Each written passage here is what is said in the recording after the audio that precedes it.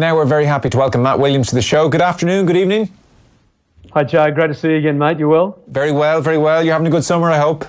I am, summering too well. I'm coming to the end of dry July, so I'm looking forward to it. Can't wait. Listen, we'll chat to you and get your thoughts on the Rugby Championship, but the Ashes starts tomorrow, and I figure you being an Aussie, you're into this in a big way. So is cricket, are the Ashes a big thing for you? Yeah, for me personally, I've played cricket my whole life. Probably it's a generational thing. It's probably moved on a bit, but we certainly just played cricket and basketball, went to the beach in summer and rugby in winter, but like millions of other Australians. But it's also the only sport that unifies the country because you've got Aussie rules. In winter you've got Aussie rules and rugby, football, soccer of course, but the country's definitely split down rugby and Aussie rules lines. But cricket unifies the whole place, and there was a great photo last year that said it with the Prime Minister of Australia and the captain of the Australian cricket team, and the caption simply said one's the most important person in Australia and the other one's the Prime Minister. And that certainly sums it up. It is a massive, massive thing in Australia. Because I saw Cricket Australia release figures last year claiming that 1.65 million Australians played cricket annually, and that was disputed in some parts, but they were certainly claiming it was, in terms of participation anyway, the most popular sport in Australia. I think like most of the sports in Australia, the male participation is dropping. That's the same for rugby league. AFL and soccer, football might be bucking that trend. But the male participation numbers are dropping. They boost the numbers up, I think, very wrongly by going to a school, running a few lessons and saying they're participating in the sport. But people actually joining clubs and playing, I do question that. I certainly know in rugby in Sydney, it's in massive decline in the men's game. The women's game across all sports, and especially in rugby league, Aussie rules cricket, is booming in Australia as it is in many countries. But the male game is in trouble in a lot of the areas. And a lot of that's because cricket takes so long. Even for a kids' game on a Saturday morning, you start at 8 a.m. on a Saturday morning, go till about midday, 11:30. And a lot of people haven't got that time. You've also got the cultural changes, a lot of a new wave of migrants in Australia where rugby and cricket is foreign, not because of the Indian people that are migrating to Australia. That's been a big boost for cricket in Australia. But it's still culturally very much at the forefront of Australian sport. The Boxing Day Test, the Test match in Sydney over New Year, the Pink Test that raises money for breast cancer. I certainly go to 3 days of that every year. Right. I would go to a couple of one-day internationals, and it's packed. It's not like there's just 5,000 or 6,000. It is huge. And when the Ashes come, 5 days in a row for the Test matches do sell out very quickly. It's a very, very big and prosperous sport within Australia. Right. And what about demographics? Is this kind of an elitist sport or working class or a bit of everything? No, it's certainly right across the boards. I think you would say in private schools where a school like St Joseph's College in Sydney has produced more wallabies than any other school in Australia, their last cricketing international was Stan McCabe, who played before the Second World War. Great cricketer, but it certainly comes from the heartland. A lot of country kids, very, very tough people mentally. Yeah. We were brought up on sledging in cricket, and most of it is done with great humour. But it's certainly about being mentally tough and being able to not be distracted, and that would be the hallmark of cricketers. The successful cricketers over the years, very, very mentally strong human beings. So if we're talking the Ashes then, the Sporting Times, 1882, Australia went to the Oval. They won on English soil, first Test win. The obituary stated that English cricket had died and that the body would be cremated and the Ashes taken to Australia. Is the wonderful traditional way this whole thing starts. What are your big Ashes memories then? When were the Matt Williams days spent all hours on the couch? Oh yeah, well even in the old days, it wasn't televised when I was a boy, and we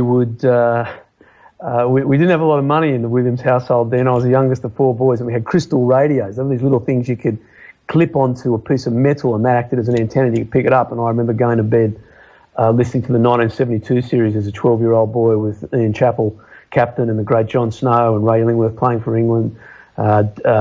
Bob Massey taking 22 wickets at Lords, and the great Dennis Lilly starting out, and I would go and watch the cricket and listen to it. And it only happened every 4 years. And the players were amateurs in many ways. They did get paid a little bit, but they'd come back and work and do the normal things that the guys did. And they'd be picked and they go on these incredibly big trips.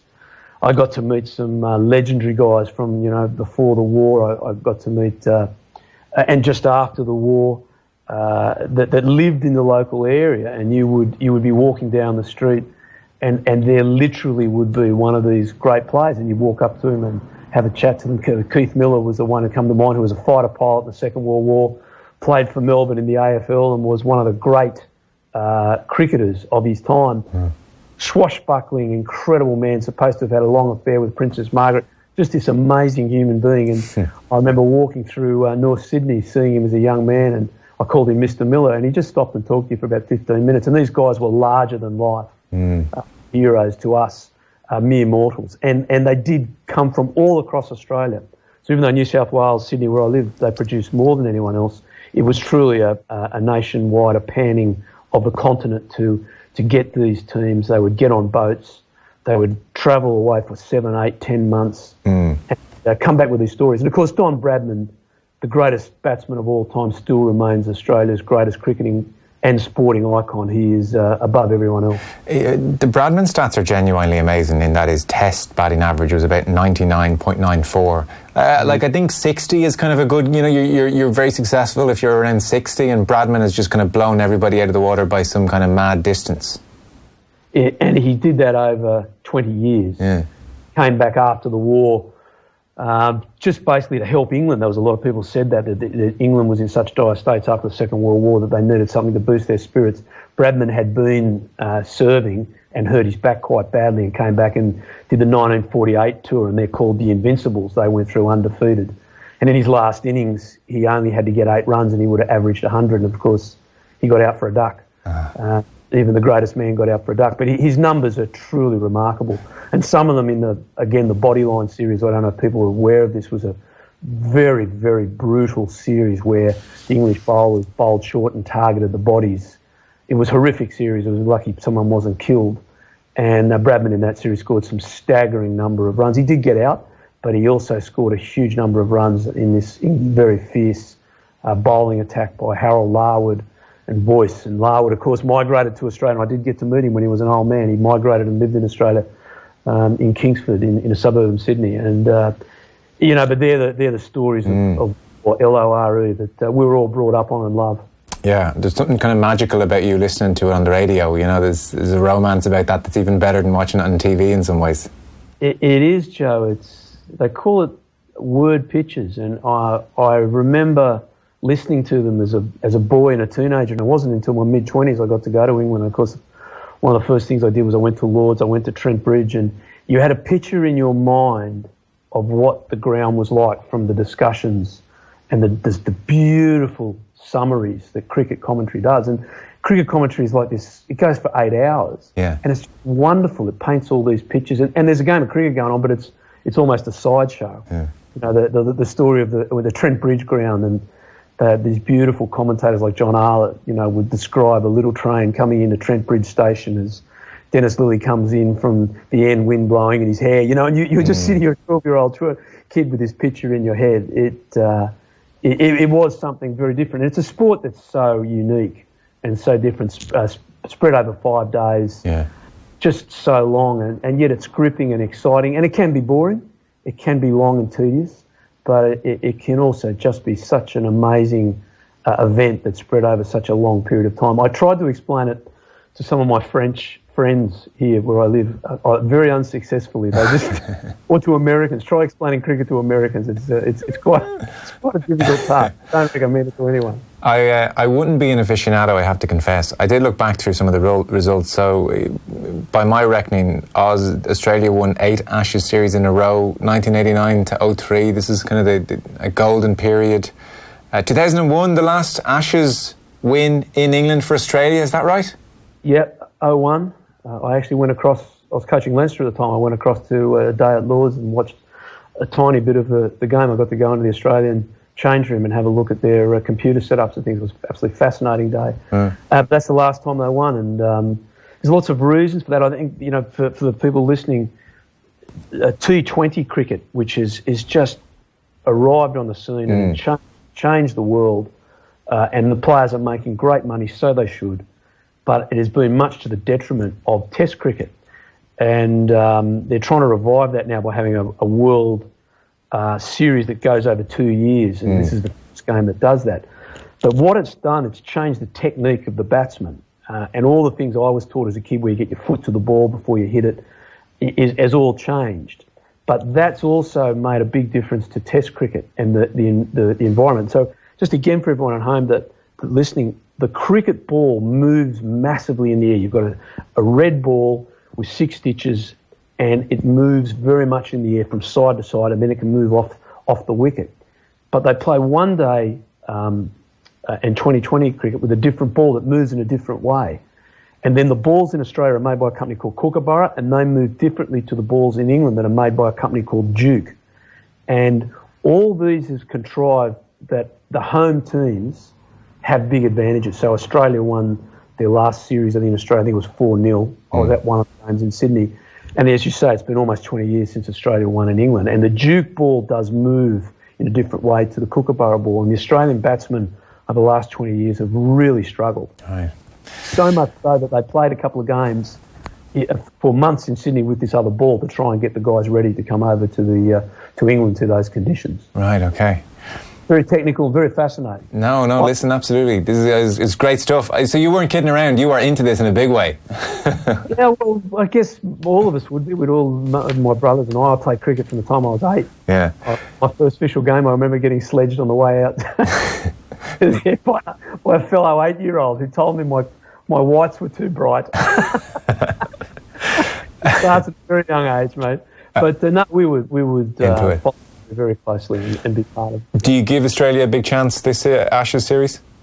I think it's a very even series. The English opening top of the English order in their batting is very inexperienced. Joe Root, their captain, who's a magnificent player, has promoted himself up the order. He'll bat 3, which is tough for a captain. Ian Chappell, the great Australian captain, did it.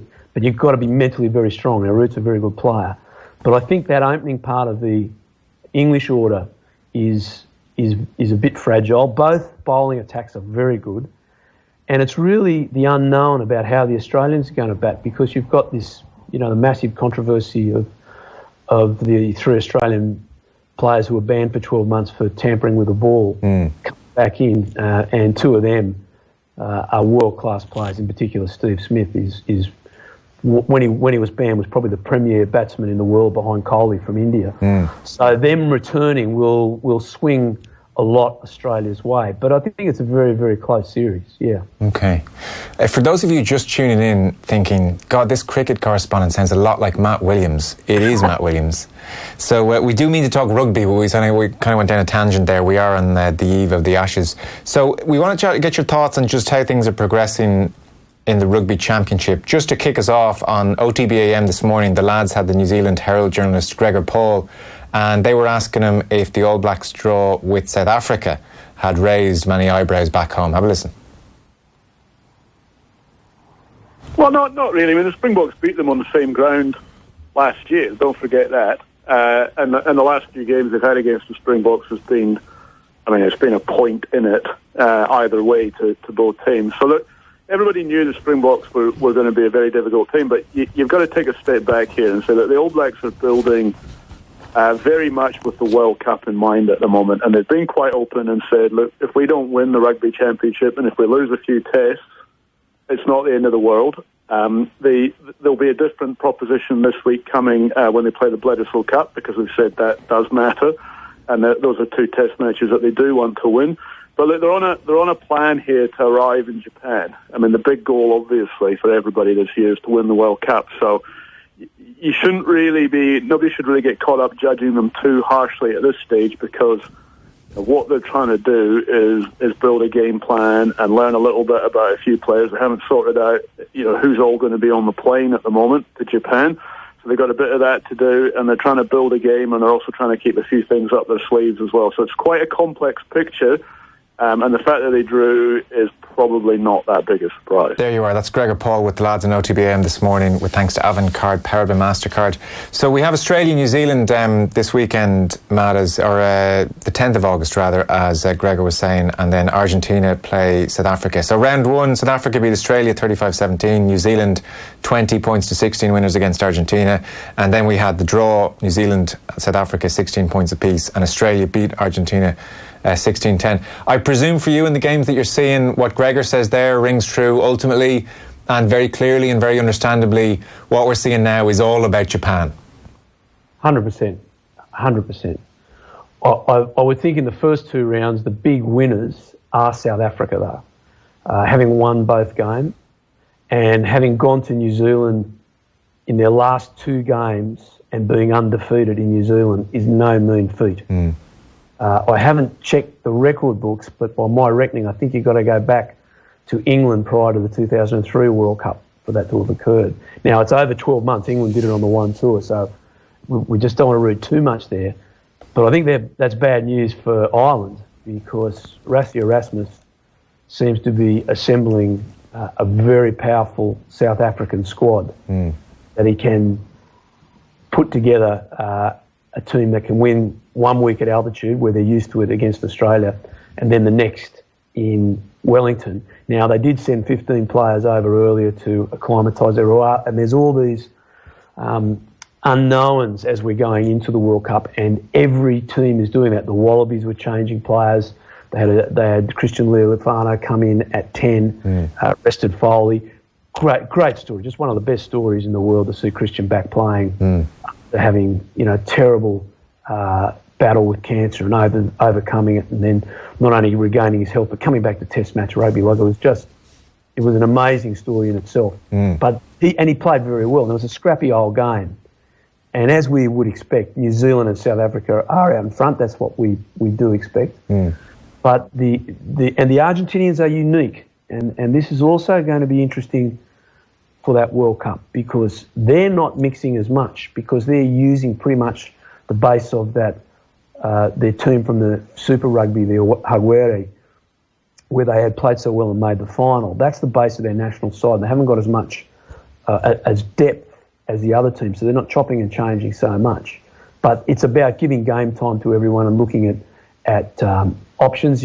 Playing Bud Barrett at fullback, who can take the greatest player at 10 in the world and just put him the fullback, and they still come out and play pretty well. It tells you a lot about how wonderful New Zealand are and how much depth they have. So I certainly, if I was a New Zealander, I wouldn't be losing too much sweat at the moment. Yeah.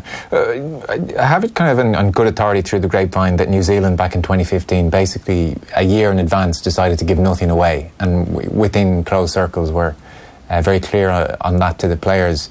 When they're talking about not giving anything away, is it as kind of superficial as some fancy back moves and some line-out calls, or can you hold back something very fundamental in terms of how you're going to go about your business?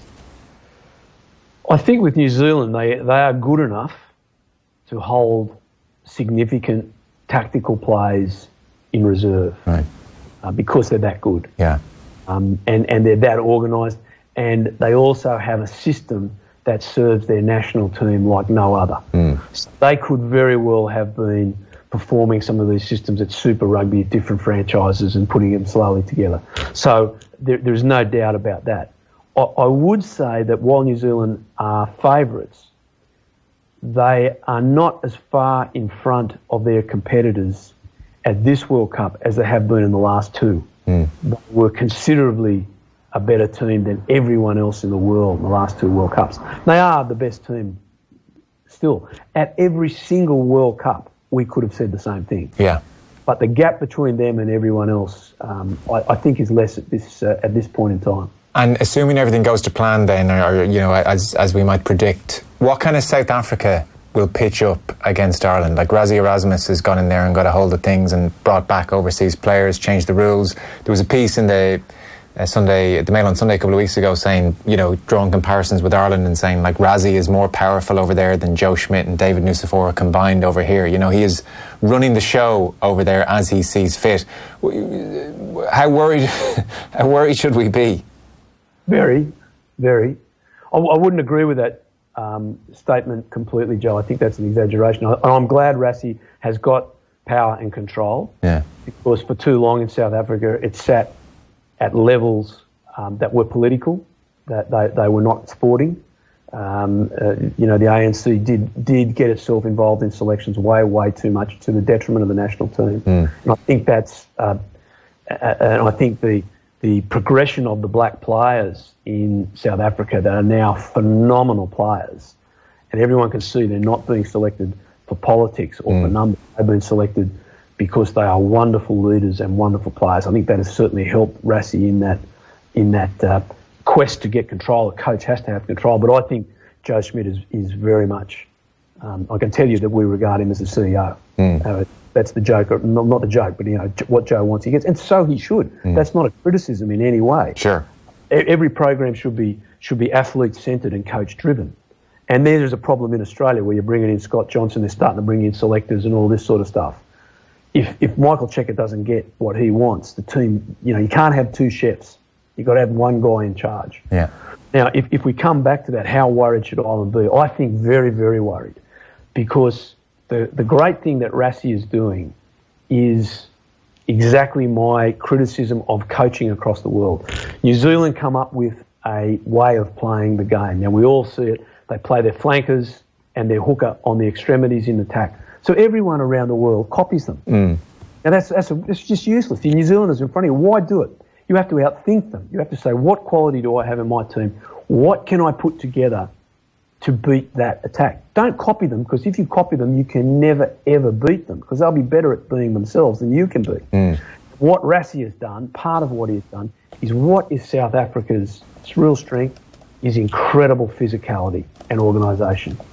And they bring, as they have always done, but even more so under Rassie, a level of organisation that I haven't seen them for many, many years since they won the World Cup themselves in 2007 in France, but also an incredible level of physicality, ball carrying ability, organisation in defence.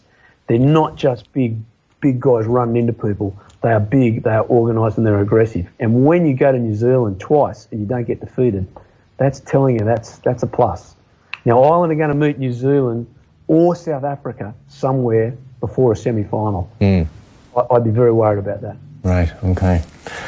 Before you go, you mentioned Scott Johnson, who's gone in as the director of rugby with Australia. Michael Cheika is coming off the back of a very difficult year. We had him over at a roadshow and he'd partied with Stephen Larkham, and Larkham's obviously pitched up at Munster, the small world that rugby is. But so Cheika, it's a big year for him. He obviously had a brilliant World Cup 4 years ago, and it's been what it's been in the 4 intervening years. Do you have faith that Cheika is going to time this properly and get this run in shape for Japan, or are you ever so slightly worried?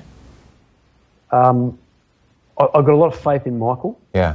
And having reached the final of the World Cup last time is a massive boost. He's going to go to this World Cup with a lot of players that have played in a final of a World Cup. That's incredibly huge. Experience is massive. He's bringing a few old heads back in. He's developed a lot more depth than he had 18 months ago. Some of those young guys that he blooded last year are now got 10, 15 caps under their belt. You don't know your backside from your elbow till you get 8 or 9 caps under your belt, till you get the double figures. It's just such a different universe. Now, those guys are 11, 12 caps. I think they're in a really good spot. My problem being his assistant coaches, with the exception of Nathan Gray. He's got Sean Byrne in there as an ex-Leinster guy, great guy, and Simon Raului, who's a guy I coached as well. They're very inexperienced coaches. Now, Simon looks after the forwards, and Sean's looking after the attack. That could be a big weakness. I saw a great set play try from the Wallabies last week, but I'm just not sure they're young coaches trying to prove themselves, and I think you compare that to the best attacking Australian coach in the world at the moment is Scott Wisemantel, and he's working for England. Scotty should be working for the Wallabies. It's his assistants that might not have that edge for him. I don't know. I hope I'm wrong, because they're good guys and I want them to do well. They've got a great draw. They're in a good pool, and they've got a good quarter-final draw. If they can beat Wales, that will come down to a big, big day. And I think so they've got a good road to a semi. So they're in good. And what Australia do very well probably better than anyone else except New Zealand, is they timed their 4-year run to World Cup with great precision. Yeah. And I have little doubt to say they're not going to do that again this time. We'll know a little bit more about them at the Bledisloe Cups. They should lose them to New Zealand. New Zealand are a far better side, but we don't want to see the blowouts that we've seen in the last few years. If they can be competitive and stand their ground and fight at this stage, I think it's very encouraging for them. Just one last very quick one. Clock's against me, but I wanted to ask you this before. Around the time Larkham went, I was reading things in the Australian media, and they were suggesting that one of the reasons it hadn't quite worked is that the attacking plays that Larkham was trying to implement were too intricate. And this was maybe the main reason things hadn't quite worked. Is that your understanding of what happened? And does that mean Australia are going to play a more simplistic game plan than we might have seen over the last couple of years? Joe, I really admire Stephen Larkham. He's one of the greatest players I ever saw. I admire him as a coach. I think he's a developing young coach. But I think he was coaching a style of attack that he played and that the Brumbies played. Yeah. And at international level, you don't have the time. The new international defence is just taking time off. So he was trying to do plays with 2 and 3, 4 passes, and they were great plays a few years ago. You just can't do them anymore. And I think he got caught a bit with that. And I don't see that as a criticism for Stephen. I see it as part of his learning curve. I think moving Australia and the Brumbies and going to Munster will do him wonders. And I think he'll come back to Australia a much, much better coach and can be a Wallaby coach again. But I do think that his attacking style, while very, very thoughtful and technically correct, was caught out because it was a little intricate and there were too many passes. Passes mean time. So 4 passes, the longer it takes. And saw some beautiful moves where Israel Folau was a beneficiary of some great plays. But too often they just didn't get it going, and they couldn't get it going off phase play. And I think the Wallabies suffered from that. Okay, very interesting. Listen, thanks so much. From the Ashes to the Rugby Championship. Thanks a mil. Pleasure, Joe. Great to talk to you, mate. Good luck. Likewise. Matt Williams there with us. And our rugby coverage is with thanks to Vodafone. Team of us, everyone in. Short break.